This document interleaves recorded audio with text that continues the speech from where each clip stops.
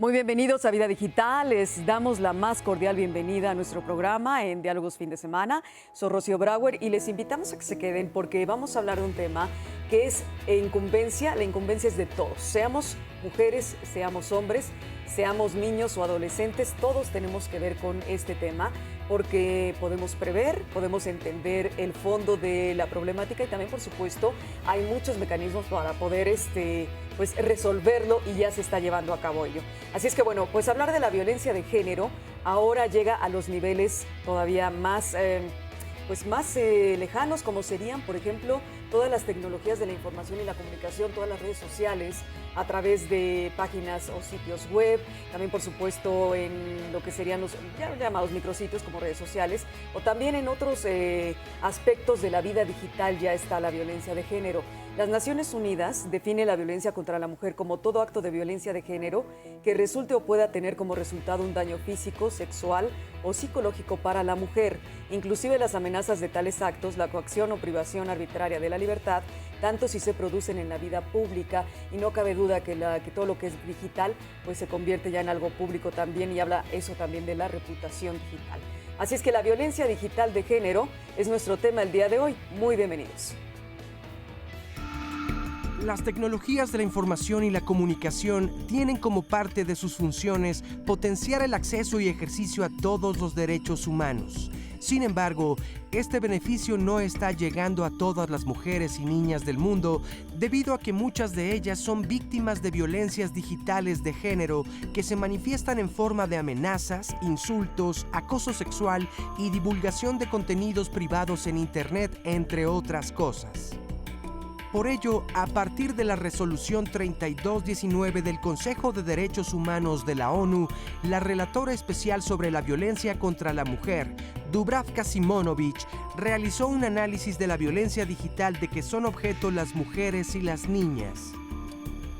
Los resultados señalaron que a pesar de las ventajas y el potencial de empoderamiento que puede significar el acceso a Internet y a las TICs, hay mujeres y niñas de diversas partes del mundo que son víctimas de comportamientos sexistas, misóginos y violentos. En este contexto, la interacción entre la tecnología y las normas de derechos humanos en favor de la mujer se caracteriza por el reto que significa el reconocimiento a dichos derechos y la prohibición de la violencia de género en el ciberespacio a nivel internacional. En México, la llamada Ley Olimpia ya forma parte de una serie de reformas que penalizan el compartir fotos o videos íntimos sin consentimiento de sus protagonistas. El proyecto de reforma ha sido nombrado Ley Olimpia debido a que fue Olimpia Coral Melo, una de las activistas que ha buscado justicia para todas las mujeres después de sufrir la violación a su intimidad a través de las redes sociales y espacios digitales. Actualmente, esta ley beneficia a los estados de Puebla, Zacatecas, Chiapas, Veracruz, Baja California Sur y Guanajuato. Y es Olimpia quien, con el apoyo de diversos colectivos, busca continuamente que esta ley cada vez tenga mayor alcance en el país. Pues ahí está parte de nuestra cápsula introductoria para entrar de lleno en materia y en el tema.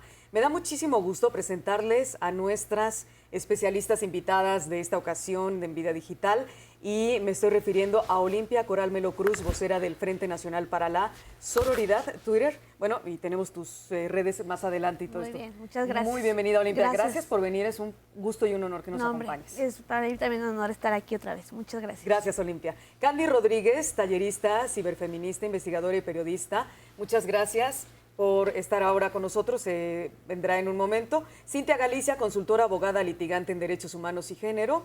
Gracias, Cintia. Muchas gracias a ustedes por invitarme. Muchas gracias. Y también se encuentra con nosotros en esta mañana. Vamos a hablar también, por supuesto, de temas importantes, y aquí está Marta. Marta Tudor, muchas gracias por venir y por estar con nosotros en el programa.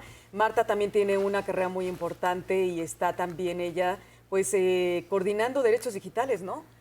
Se llama Artículo 19. Artículo 19. Artículo 19, Oficina para México y Centroamérica. Marta Tudón, muchas gracias. Muchas Marta. gracias por la invitación. Bueno, chicas, estamos en espera de que venga nuestra cuarta especialista esta mañana, panelista también. Olimpia, es importantísimo este tema y estamos tratando de darle una definición lo más coloquialmente y lo más asequible posible. Bien. ¿Cuál sería tu definición de la violencia digital de género? Bueno, nosotras en el Frente Nacional para la Sororidad hicimos una definición precisamente por esta tesis que tiene que ver mucho con también las definiciones que ha hecho la redactora para la ONU sobre violencia de género y que viene siendo aquella acción que se comete a través de las nuevas tecnologías, espacios digitalizados, redes sociales y cualquier espacio digitalizado. Para nosotras es conectado o no conectado a Internet. O sea, una cámara con o sin conexión a Internet, no nada más online, no nada más en línea, sino también a través del dispositivo móvil o a través del dispositivo tecnológico, no nada más en línea, que se perpetúa a través de este espacio y que daña principalmente para nosotras tres cosas: la privacidad, la dignidad y la intimidad de las personas. Entonces, es digital de género porque, por desgracia, daña más o se perpetúa negativamente más en contra de las mujeres y de las niñas por tres aspectos que creemos nosotras importantes. Uno es esta hipersexualización que se da entre la percepción de los cuerpos de las mujeres y de los hombres, tal cual como pasa en el espacio offline, o sea, en el espacio material, sí, lo que real. pensamos que está materializado. O sea, esta desigualdad, esta violencia, esta hipersexualización, bueno, hoy encontró un nuevo medio comisivo, que es el espacio digitalizado y que se perpetúa ahí.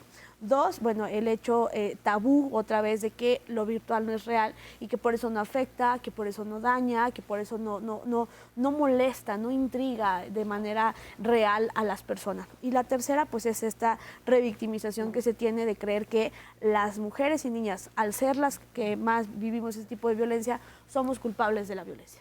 Muy importante, y vamos a ir de, como se dice, ¿no?, desarticulando y viendo poco a poco el tema que nos ha ya planteado Olimpia. Cintia, por favor, cuéntame, tenemos ya un poquito de tiempo para que sea tu definición de esta violencia digital de género. Bueno, sí, efectivamente es una nueva forma de violencia. El hecho de que sea una violencia en razón de género implica que tiene objetivos de dominación, o sea, es decir, son nuevas formas de que las mujeres perdamos el control sobre nuestro propio cuerpo, de una objetivación, digamos, del cuerpo de las mujeres y una mercantilización del cuerpo de las mujeres. Una característica de la violencia a través de medios digitales, que puede ser, como bien lo dice Olimpia, Facebook, Twitter, sí, WhatsApp, las redes sociales. Todas las redes sociales que conocidas, que nosotros hemos, es precisamente que la pantalla hace que pareciera que no hay un compromiso moral o ético de quien está mirando la pantalla, ¿no? O sea, que no esté ejerciendo violencia al mirar una imagen para la que no tenía permiso, digamos, de mirar, ¿no? Y eso pone una barrera, que estos muros que nosotros le llamamos de la violencia digital, hace que sea difícil justamente plantearlo como una forma de violencia. Muy bien, vamos a continuar con el tema, Cintia, si me permites. Vamos a hacer una pausa en nuestro programa de Vida Digital para seguir hablando con el tema que tenemos hoy sobre la mesa, que es muy importante conocerlo, saber tanto su origen como su desarrollo y lo que se está haciendo, que es muy bueno. Y bueno, ya se está llevando toda esta violencia digital de género, pues ya a temas legislativos. Regresamos en Vida Digital, no se vaya.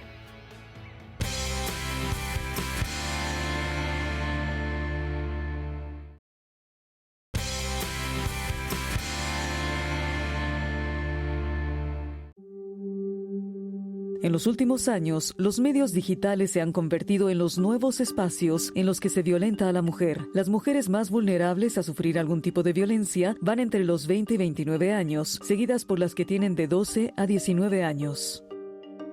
Según un estudio del Instituto de las Mujeres de la Ciudad de México, Facebook es la plataforma donde más se agrede a las que buscan defender sus derechos, en tanto que Twitter es la principal red social para promover campañas de odio en su contra, así como la difusión de contenido sexual.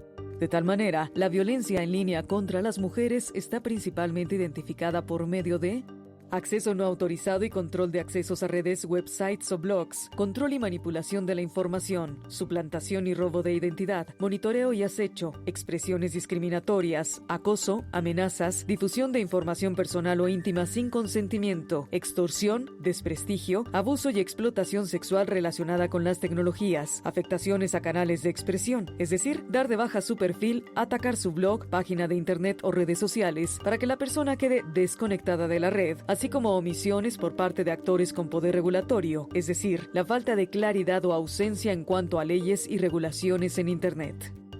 En base a todo lo anterior, los canales y términos digitales más utilizados para ejercer estos tipos de violencia de género son ciberacoso, acoso en redes sociales, sextorsión, suplantación de identidad, seguimiento con programas espías en diferentes dispositivos digitales, amenazas por correo electrónico, redes sociales o cualquier medio digital, así como ataques a la reputación digital.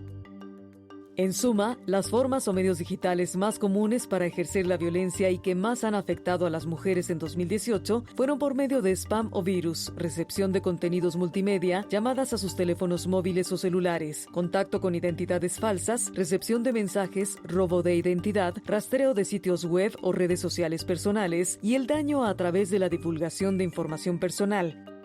En opinión de los expertos, la violencia de género en Internet no es otra cosa que la continuación de la violencia que viven las mujeres en las calles, en las escuelas de cualquier nivel, en el trabajo o en el hogar.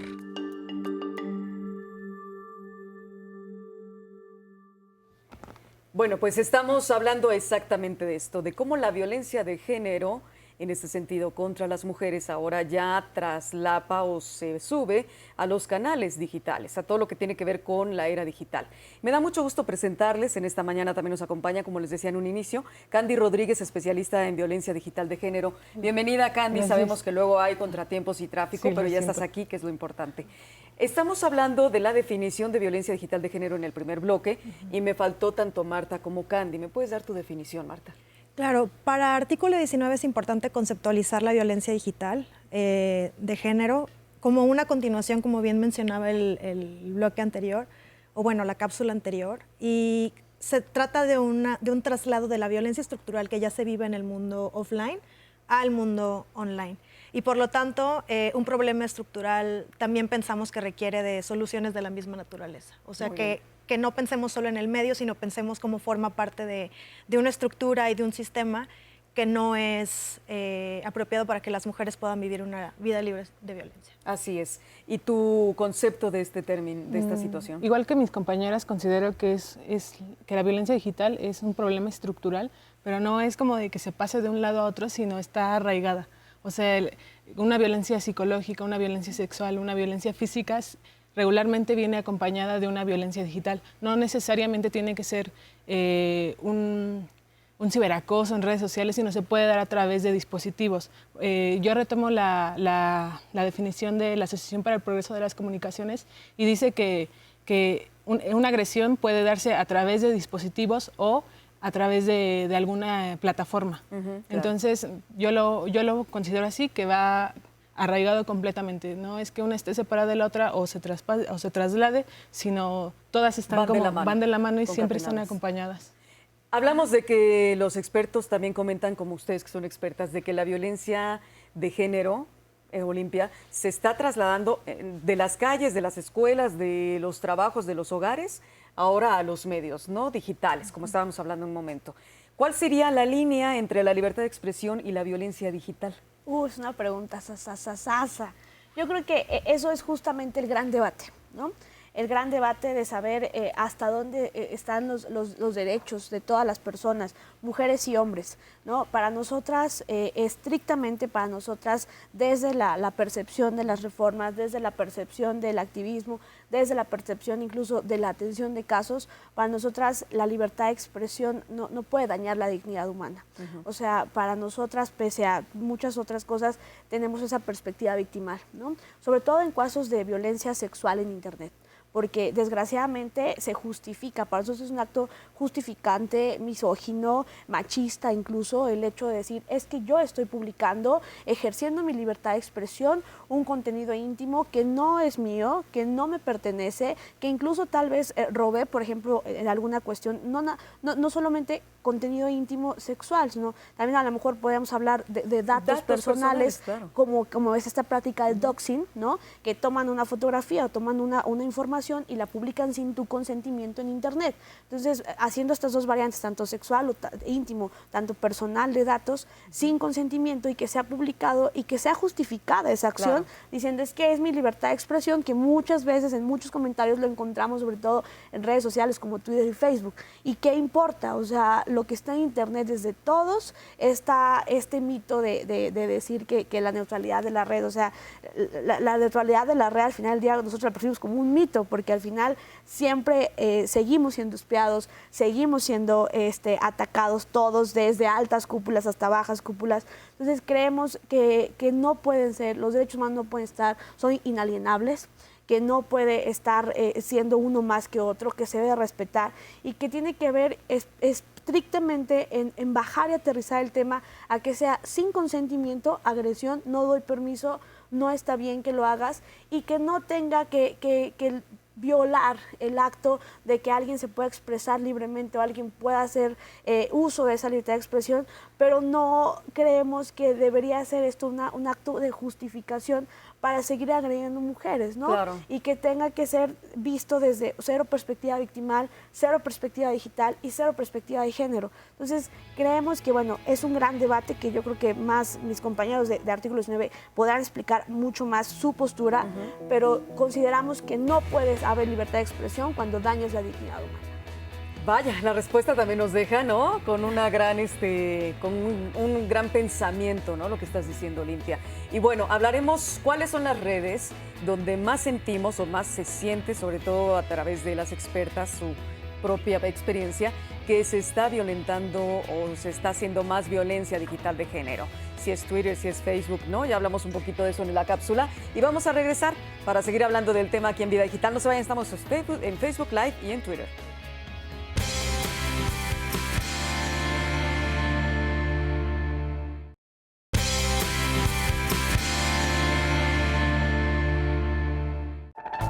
La Clica, ¿no? Que es esta campaña que nace con la Sandía Digital y Luchadoras, es la historia de Leos, ¿no? Donde justo su novio comparte sin su consentimiento sus fotos y la vida a ella le cambia por completo, ¿no? Dejar la escuela, ser juzgada, puta, zorra, de nuevo. Es un ejercicio de mi sexualidad que yo hice y que en un mutuo acuerdo concordé con otra persona en compartirlo, pero esa persona fue la que violó el acuerdo. Y es un poco igual en la vida real, ¿no? ¿Cómo se nos juzga? ¿Para qué sales con falda corta? Ay, espera, el problema no es mi falda corta, el problema es ese cerdo que me tocó. Igual en las redes, el problema no es que yo me haya tomado las fotos y haya hecho sexting con mi novio. El problema es que él violó esos acuerdos y él está violando mi intimidad y está ejerciendo violencia hacia mi persona. Es importante hacer redes y juntarnos y cuidarnos y escucharnos para hacer frente a este fenómeno de violencia en línea y pues a todos los fenómenos de violencia. Primero porque es importante reconocer colectivamente que esto que sucedió es real y que sí tiene impactos reales en nuestros cuerpos, en nuestras emociones, porque sí hay mucho esa idea de que porque sucedió en un espacio virtual no tiene efectos, ¿no? Y eso es lo primero que queríamos decir con la campaña, que aunque suceda en espacios virtuales, sí la violencia es real. En este recorrido de la historia de Leos también vamos encontrando recursos, ¿no? Justamente de, bueno, ¿qué entendemos por Internet, ¿no? ¿Por qué queremos una Internet feminista, una Internet libre de violencias, ¿no? ¿Cómo hacer un sexting seguro, ¿no? Que es una práctica común y que no hay que criminalizar. Y de las estrategias que habla Marino, al final nosotras no estamos inventando el hilo negro, sino ahí hay recursos también de otras organizaciones aliadas, compañeras, ¿no? En Latinoamérica y otros países que vienen trabajando este tema que se está tomando muy en serio, ¿no?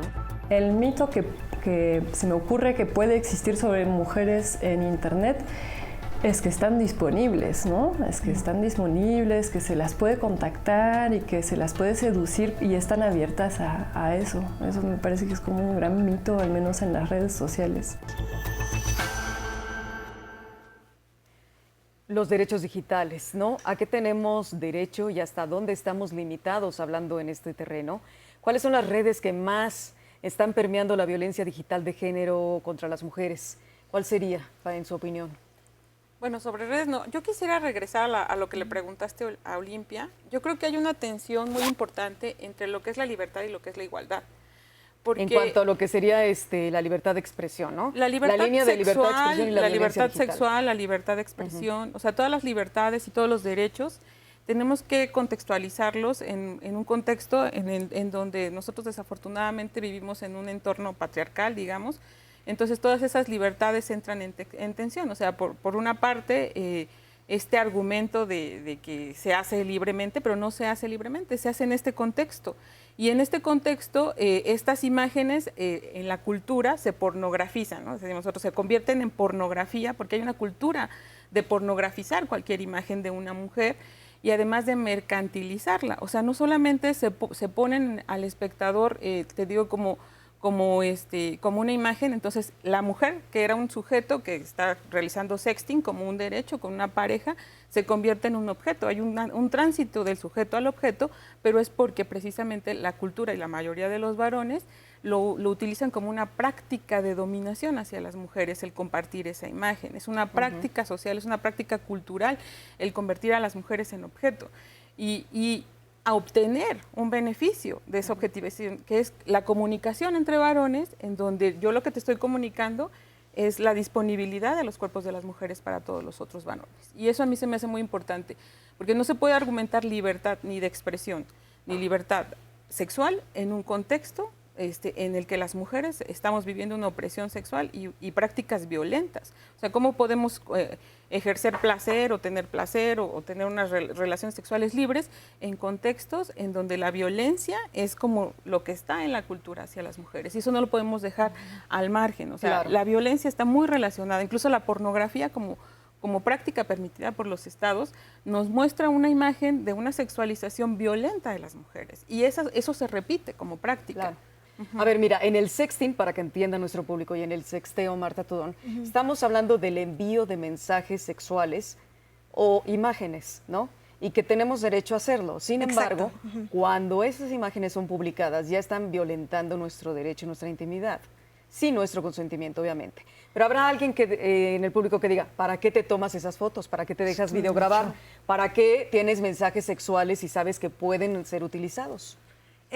Pues forma parte de la autodeterminación acerca de cómo ejerces tu libertad de expresión, tus derechos sexuales, tus derechos, cómo quieres expresarte, tu intimidad. Y estás en tu absoluto derecho. El problema no es compartirlo, el problema es que se difundan las imágenes sexuales sin consentimiento. Y sobre las dos preguntas que hiciste antes, sí hay una razón por la cual Twitter, Facebook y WhatsApp sean las primeras plataformas o intermediarios, así se le llaman, de Internet, es porque, como lo han señalado varias encuestas sobre el uso de las tecnologías en México, las personas en México, como más del 93%, se conectan a través de sus celulares a Internet. Y por los planes de pago, algunas plataformas son gratis para el uso de las personas. Entonces, estas son Twitter, Facebook y WhatsApp. Decían que Twitter es donde más se violenta, ¿no? Se dan mensajes de violencia digital de género. ¿Es así? Sí, también es por omisión por parte de las empresas, porque... O sea, dicen que están haciendo cosas para mejorar esas, o sea, más bien para que no se difundan contenidos. Sin embargo, sigue habiendo muchísimos perfiles de prostitución, de contenido íntimo. O sea, hay perfiles donde graban... ¿Está muy liberal Twitter? No, o sea, más bien, Twitter no ha tomado las medidas necesarias para proteger a las mujeres. Okay. Desde mi punto de vista. Y también desde el punto de vista de muchas investigaciones. O sea, no lo estoy diciendo al aire. O sea, Twitter no ha tenido responsabilidad en erradicar la violencia contra las mujeres. Y también regresando a lo de libertad de expresión, a mí me gustaría retomarlo desde la parte de las mujeres, ¿no? Porque o sea, ya hablamos de la libertad de expresión de los hombres al compartir, pero también se coartan los derechos de las mujeres, porque muchas mujeres, al ser víctimas de violencia digital, se autocensuran, abandonan las redes sociales, abandonan Internet, y eso también afecta en su pleno desarrollo. Así, en su desarrollo como personas ya no tienen acceso a información, e Internet es una herramienta necesaria en estos tiempos para cualquier cosa. O sea, si estás en un contexto violento y quieres buscar ayuda, lo haces a través de Internet, de lo que tengas a la mano. No puedes aislarte ni quedarte desconectada, como decíamos. Y también ¿no? la violencia digital, o sea, directamente afecta ahí en el pleno desarrollo de las mujeres, y eso es súper importante que lo tengamos presente. Muy bien. Vamos a hablar, Olimpia, en el bloque que sigue sobre si existe una norma que regule la violencia digital de género, y vamos a hablar de la ley Olimpia. ¿Qué te parece? Regresamos en Día Digital. Escríbenos en Facebook Live y en Twitter. Estamos hablando de este tema que es muy importante y que, bueno, nuestras 4 especialistas saben mucho del tema y han llegado a niveles importantísimos. Regresando al bloque vas a saber de qué se trata.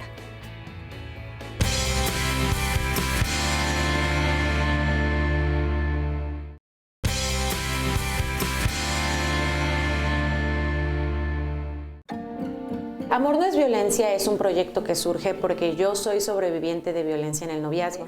¿Y qué hace? Dar el acompañamiento legal, dar el acompañamiento emocional, porque se acercan jóvenes que viven estas situaciones, pero que está tan normalizado a través de la misma cultura que hemos tenido durante años en México, y las jóvenes empiezan a darse cuenta de que estas situaciones no son normales. Amor no es violencia es la primera a nivel nacional que se enfoca en la violencia en el noviazgo, cómo prevenirlo, cómo atenderlo, y que las madres y los padres empiecen a tener esta confianza con sus hijos y que los hijos empiecen a acercar a sus padres. Lo que hacemos es publicar contenido acerca de la violencia en el noviazgo principalmente, para poder informar a las chicas jóvenes y unas un poco más adultez joven sobre qué es la violencia y cómo se vive la violencia en el noviazgo. Y lo que hacemos en la parte psicológica es recibir mensajes. Normalmente cuando las chicas están en crisis, lo que tienen a la mano es el celular, pero a veces no se pueden comunicar con sus amigas o con la familia porque se sienten juzgadas o sienten que no las entienden. Al ver este tipo de contenido en la página, se acercan con nosotras, entonces ahí damos la contención porque es el momento de crisis y utilizan las redes sociales para poder hablar. La página surge como el apoyo y ha sido increíble el crecimiento. Son un gran apoyo las redes sociales actualmente. Todo lo que se tiene que decir sobre violencia digital de género y en este caso contra las mujeres, que es nuestro tema de hoy. Claro que también la hay contra los hombres, pero hoy están nuestras especialistas hablando de esta violencia de género que de la realidad, llamémosle la realidad del día cotidiano, se traslada y está a la par con la vida virtual o digital o con el ciberespacio o el ecosistema, como le quieran decir.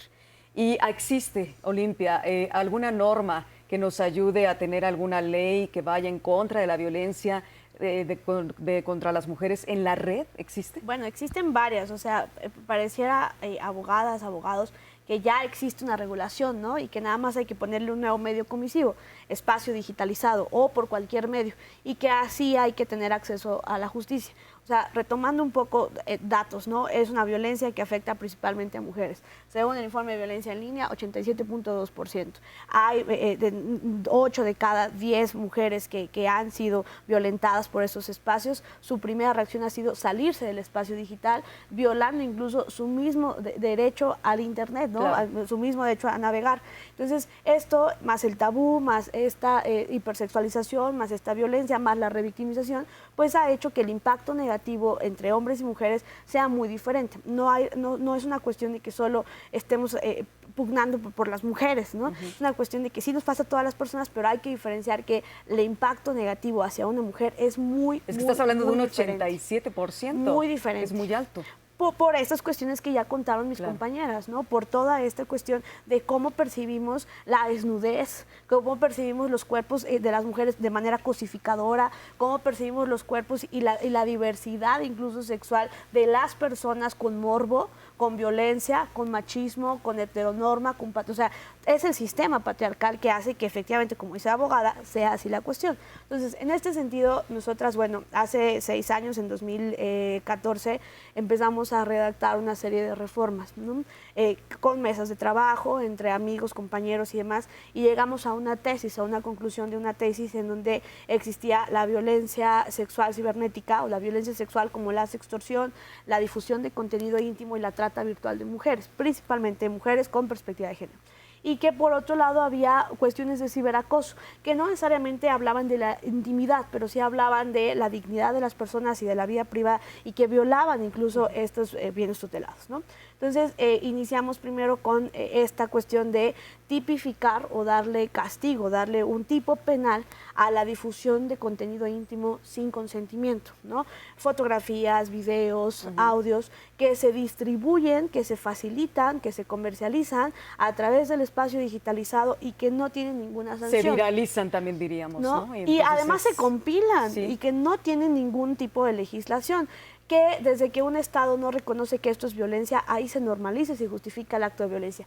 Que desde que se le dice porno venganza, por ejemplo, para nosotras en el Frente es de verdad una cuestión incluso grotesca decirle porno venganza, porque el porno, como bien lo dices, es una cuestión ya normalizada, es incluso una industria normalizada por el Estado, y la venganza significa que algo hizo la mujer para que hiciera esto. Entonces le quita esta cuestión al agresor, esta viralización de contenido de violencia al agresor. ¿Tú con esto lograste no una ley Olimpia? Bueno, con esto obviamente encontrando, después de haber vivido un suceso personal, ¿no? Ir a denunciar a un ministerio público y lo primero que te dijeran es justo esto, preámbulo. Tú tienes la culpa, tú te dejaste grabar, tú fuiste, no hay ley, no quieras andar de fácil y después quieras que el Estado te haga acceso a la justicia. Entonces, esas son las cuestiones a las que nos enfrentamos. Hicimos 3 proyectos de reformas, 2 al Código Penal para tipificar ciberacoso y difusión de contenido íntimo sin consentimiento, y una a la Ley de Acceso a una Vida Libre de Violencia para reconocer la violencia digital como modalidad en esta ley y que se reconozca con perspectiva de género. Entonces, la hemos llevado a varios estados. No ha sido un logro mío, ha sido un logro de todas mis compañeras, de aliadas, de mujeres ¿Ya se logró que han la estado ley? ahí. Ya se logró en Puebla el pasado 3 de diciembre, después Chiapas, después Guanajuato, recientemente Querétaro, Veracruz. En Baja California Sur fue ciudadana incluso, o sea, un saludo para todas las compañías de Baja California Sur.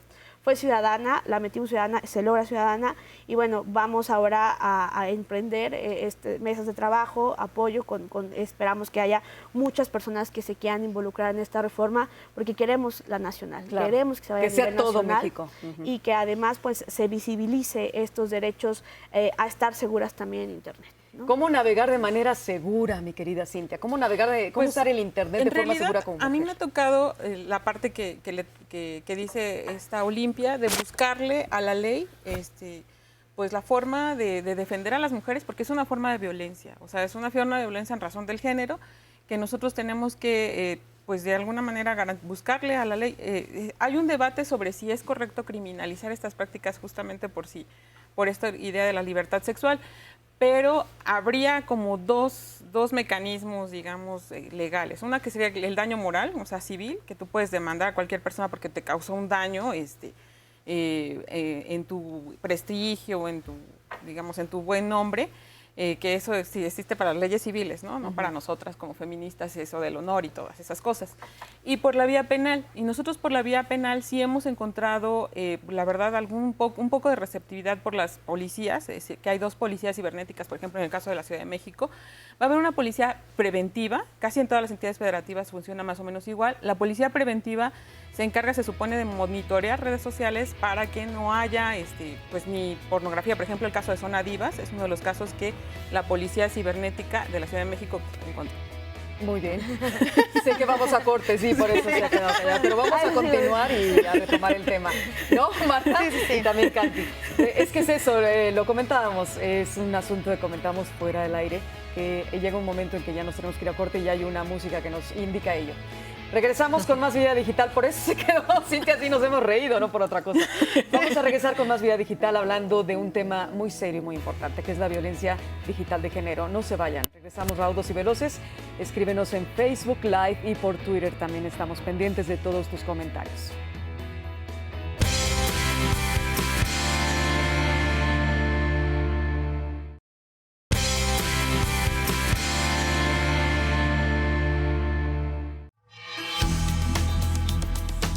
Violencia digital de género refiere a todo tipo de agresión psicológica que realiza una persona a través de correo electrónico, sistemas de mensajería, redes sociales u otros, la cual se da de forma constante y repetitiva con la finalidad de discriminar, dominar e invadir sin consentimiento la privacidad de la víctima.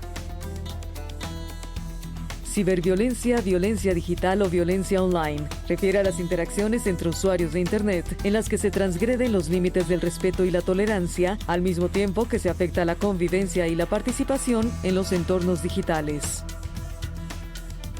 Candid Pictures, fotos de personas captadas en actitud espontánea sin que sepan que han sido fotografiadas.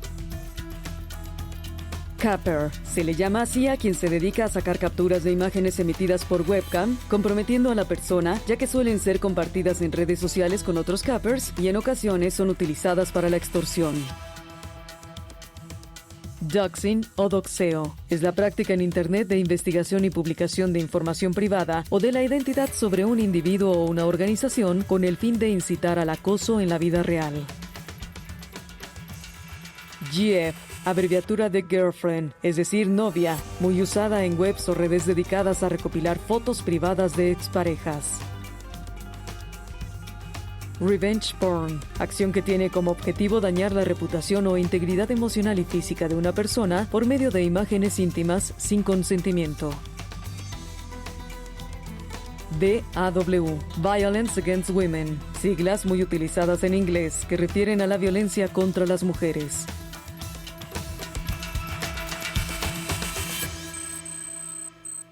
El glosario siempre nos ayudará para entender mejor los términos que se utilizan en la red o en la era digital. Cintia, me estabas diciendo algo muy importante sobre las policías cibernéticas y científicas en el bloque anterior. Sí, y bueno, va a haber otra policía que es una policía federal, que es la ciberpolicía.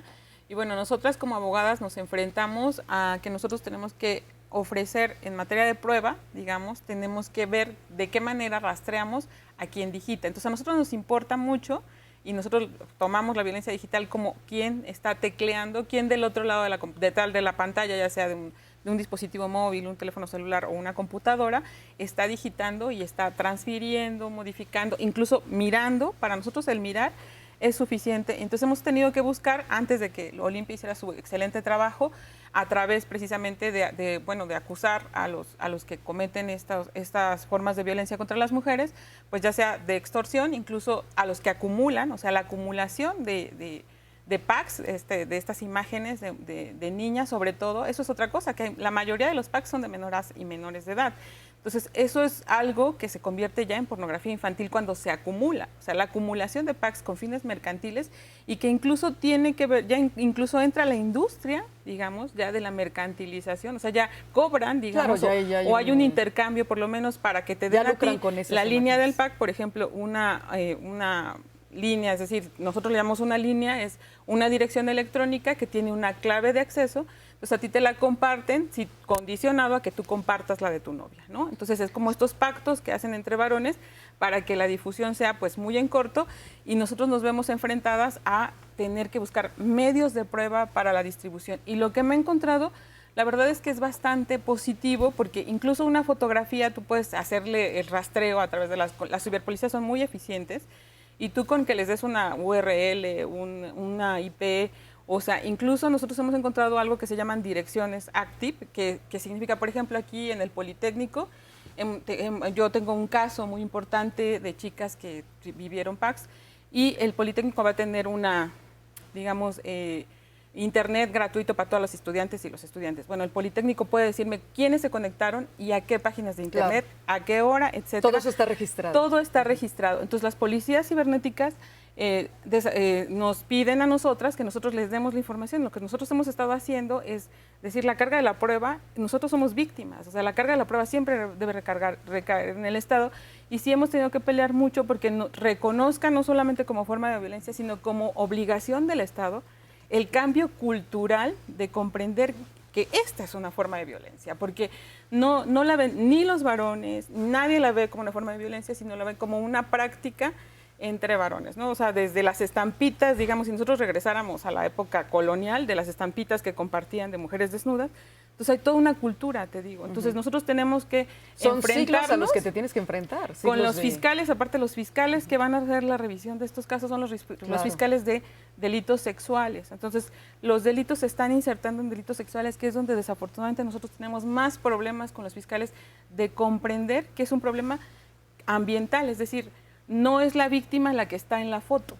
O sea, eso es algo muy importante. O sea, la víctima no es la muchacha que sale en la foto, únicamente, digamos, puede serlo ella. Pero en realidad, esa acumulación o ese pack que está circulando a través de los medios digitales afecta a todas las mujeres. Se genera un ambiente de violencia. Por ejemplo, este senador, que se acuerdan que estaba viendo pornografía en su celular, él genera un ambiente de violencia y de acoso sexual hacia las mujeres en este espacio. O sea, y un nivel de descaro y de normalización, pues gravísimos, ¿no? Podríamos decir que si esto lo estás haciendo, consumiendo lo que hay de imágenes de mujeres, sobre todo en su situación íntima, de manera privada, ¿no estás haciendo violencia digital de género en tu concepto, Marta? No, de hecho desde hace muchos años ya se reconoce que lo personal es político, que también lo que sucede al interior de las casas, al interior de las relaciones, no solo sucede al interior, sino que forma parte de un problema estructural. Pero me gustaría retomar tanto el ejercicio que ha hecho Limpia de justo participar como persona, como ciudadana en la generación de nuevas herramientas legislativas y también lo que acaba de contar Cintia. Creo que sí, existe claramente su derecho de participación para poder estar promoviendo legislaciones y ellas están en el derecho de reclamar y exigir justicia, sabiendo y tal vez enfrentándose con nuevas penalizaciones a un sistema que siguen sin dar solución a muchísimos más problemas. Pero si la vía es la penal, ellas están en todo su derecho de exigir, los legisladores y las legisladoras están en la obligación de tener en consideración los derechos humanos de las demás personas, en el sentido en que toda restricción a la libertad de expresión, porque se pueden, el problema o el peligro que nosotros vemos de la penalización o que puedan acceder, por ejemplo, a computadoras o que sepan el flujo de datos de las personas que se están conectando y el contenido de eso, es que tenemos un gobierno muy creativo para silenciar, para socavar voces, para nulificar, para espiar a periodistas y defensores de derechos humanos. Entonces, es obligación de las y los legisladores en que las tipificaciones estén bien escritas, donde se pueda acreditar todos los elementos del crimen, que no lo dejen tan abierto para que todo se pueda bajar, para que todo se pueda censurar. Más, y saber, más blockchain para que todo quede ahí atrapado y no se pueda borrar. O sea, ponderación de derechos. Transparente, exacto. ¿no? Oye, Candy, cuéntame así rápidamente, ¿tú cómo ves el papel de los youtubers e influencers ayudando precisamente a contrarrestar la violencia digital de género? ¿Crees que lo hay o no lo hay? Yo no he visto a youtubers o influencers que realmente estén haciendo algo para erradicarla. Al contrario, creo que más bien somos un montón de activistas y compañeras que estamos a través de herramientas, campañas, un poco de alfabetización digital, erradicando esta violencia. Nosotras desde Colectiva Insubordinadas le hemos apostado a la alfabetización digital, a un poco intentar que las mujeres se incorporen a estos temas, que no sean desconocidos, porque si no conoces las herramientas que estás utilizando, evidentemente para ti va a ser algo muy fuerte y no vas a poder enfrentarlo. Entonces desde ahí nosotras hemos combatido, ¿no? Desde la alfabetización, desde talleres. En Tláhuac abrimos un espacio que se llama, es un hack lab. ¿Nos hablas de ese regresando? Sí. Vamos a un corte y regresamos con más en Vida Digital, no se vayan.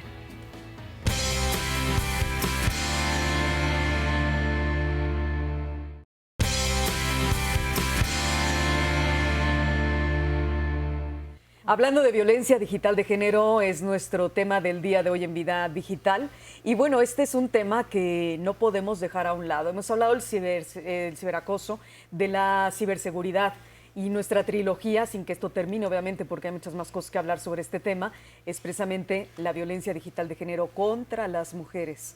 Es el 87%, me están diciendo nuestras expertas, y lo hemos visto también en nuestras investigaciones, donde la violencia va más contra las mujeres que contra los hombres, mujeres de todas las edades, pero principalmente pues están versando desde los 15 años, ¿no, Cintia? Hasta los 30 por ahí. Sí, la mayoría de las que tienen un PAC van a ser menores de edad, desafortunadamente, pero yo creo que sí hay que concentrarnos mucho en lo que estaba diciendo la compañera Candy, de la prevención y de la alfabetización digital, que ella le llama. A mí me parece que el Estado tiene un compromiso muy grande precisamente por generar una cultura de la seguridad digital para las mujeres, o sea, como en todos los aspectos. Nosotros decimos, ¿cómo puedes prevenir que tengas este problema de violencia digital contra ti? Yo creo que esa es la cultura que hace mucho y de la que se tiene que responsabilizar el Estado. Entonces, estas prácticas efectivamente de criminalizar o de empezar a pensar a esto como violencia y de forzar a través de lo que nosotros llamamos litigios estratégicos al Estado a pronunciarse en contra de la violencia digital, lo hacemos así, no porque estemos en contra de la libertad. Y sí, me da miedo mucho ni tampoco espionaje, en contra del internet, ni de los nada. medios Nosotros digitales. creemos que en las libertades sexuales justamente es una práctica, el feminismo, la promoción del placer y de la sexualidad abierta, pero esa sexualidad en condiciones seguras no la tenemos. Y menos, pero me estás hablando más de la cuestión sexual. ¿Y qué hay de otro tipos de violencia? Sí, lo que pasa es que todo es político. Nosotros decimos, es una política sexual. O sea, es decir, el compartir el pack es un acto de poder, o sea, es un acto político, es una política contra las mujeres, ¿no? Y es una política sexual. ¿Por qué? Porque cualquier cosa la convierten en sexo, los varones, y cualquier cosa, como decía Esther, lo vuelven, o sea, objetivizan a las mujeres y la mercantilizan. Entonces, tú puedes estar sentada en el baño, haciendo el baño, algo que normalmente no sería algo sexualizable,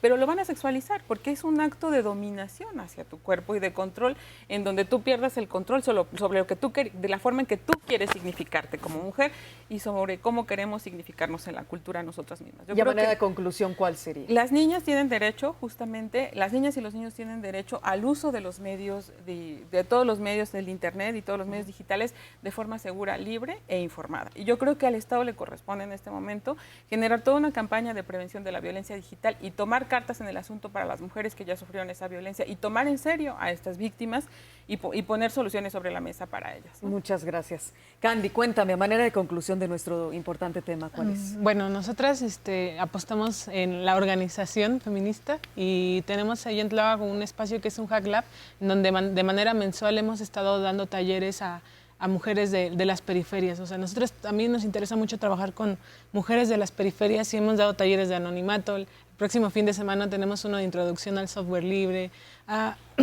Perdón, ha habido mucho trabajo allá y también apostamos por una internet feminista. O sea, sabemos que el Estado tiene la obligación de mantenernos seguras, sin embargo no lo ha hecho y dudo mucho que lo haga. O sea, van los feminicidios en aumento. Y mucho también esto tiene que ver con la violencia digital. Entonces nosotros apostamos por la organización, por la alfabetización, por trabajar en manada. Nosotras decimos como, ok, no vamos a esperar a que nos vengan a decir cómo hacerlo, ni a que nos vengan a enseñar. Nosotras vamos a organizarnos y vamos a aprender juntas. Okay. Entonces, por ahí nosotras hemos estado trabajando. Igual si quieren como información, búsquenos en Facebook. Claro, tenemos tus redes para que te contacten y las chicas y bueno, para nosotras es súper importante, como dice mi compañera, que integremos más y más a las niñas en temas de tecnología, que no les tengan miedo porque nos han dicho que tenemos tecnofobia, ¿no? Que las mujeres no podemos trabajar con esos temas. Claro. Entonces, también por ahí va, ¿no? Que cada vez sean más las niñas que sepan y conozcan estas herramientas para que las nuevas generaciones también tengan con qué defenderse. Así es. Muchas gracias, Candy. Sí. Olimpia, cuéntame tus conclusiones. Bueno, yo en primer lugar creo que decirles y recapitular que el sexting es un derecho sexual, que el sexting no es una violencia, que lo que se hace violencia o lo que quiere nuestro proyecto de reforma es que se castigue la difusión no consensuada de contenido íntimo, que lo hemos logrado en 7 estados y que esperamos que en los otros estados también se logre esta reforma y que también se abra el debate a escuchar a otras organizaciones, a otras compañeras que, como en este panel lo vimos, no somos las únicas. Vaya, el hecho de que tenga el nombre de ley Olimpia no quiere decir que sea reforma y que nadie le toque ni le agarre, no, al contrario, o sea, insistimos mucho porque lo hemos hecho solas, sin recursos, sin apoyos y sin nada, ¿no? Y que además también no sea lo han hecho uniéndose las mujeres con las mujeres. mujeres. Lo hemos hecho en sororidad. Así es. Lo hemos exacto. hecho en sororidad, lo hemos hecho en feminismo, lo hemos hecho en apoyo mutuo, así lo hemos logrado, ¿no? Y que además que tampoco sea un acto como de copy-paste, ¿no? Porque este término de porno venganza, por ejemplo, he visto legislaciones en algunos otros estados donde hablan de contenido íntimo, es la cuestión de divulgar la fotografía de un corpiño, o sea, tal cual así está, por ejemplo, en Coahuila.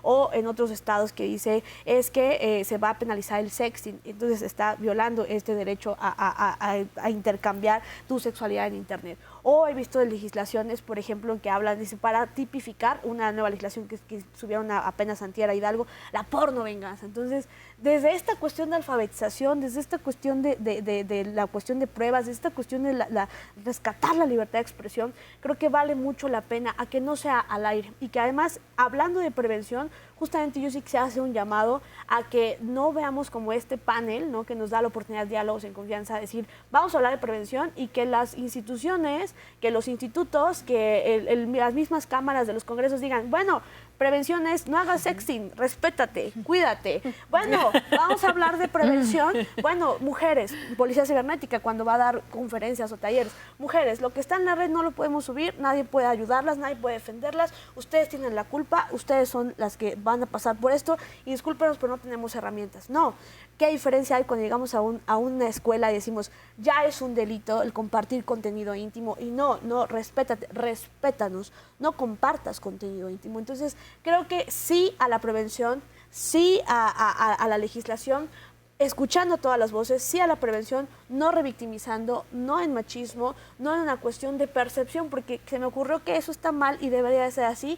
Y creo que para ya cerrar, si a una chica, compañera, amiga, en este momento está viviendo un tipo de violencia específicamente sexual en Internet, ciberacoso o cualquier otra tipología de violencia digital, primero decirle que no es su culpa, que no está sola y que no tiene por qué dejar de vivir por ejercer su vida privada, su vida íntima, y que todas tenemos derecho a estar seguras también en Internet. Así es, no tenemos por qué dejar nuestro derecho de usar el Internet y de navegar seguras. Marta, tus conclusiones.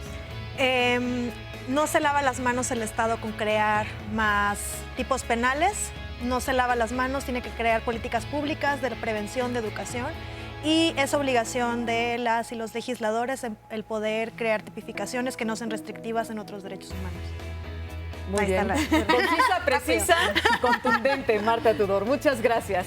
Bueno, pues es una emisión de Vida Digital en donde se quedan muchas cosas en el tintero todavía, ¿verdad, chicas? O en la mente para poderlo decir. Hay mucho que hablar sobre violencia digital de género, pero no cabe duda que estas 4 mujeres son un ejemplo claro de lo que se puede lograr y de los derechos que se pueden obtener. Gracias, Rocío Brauer. Hasta la próxima.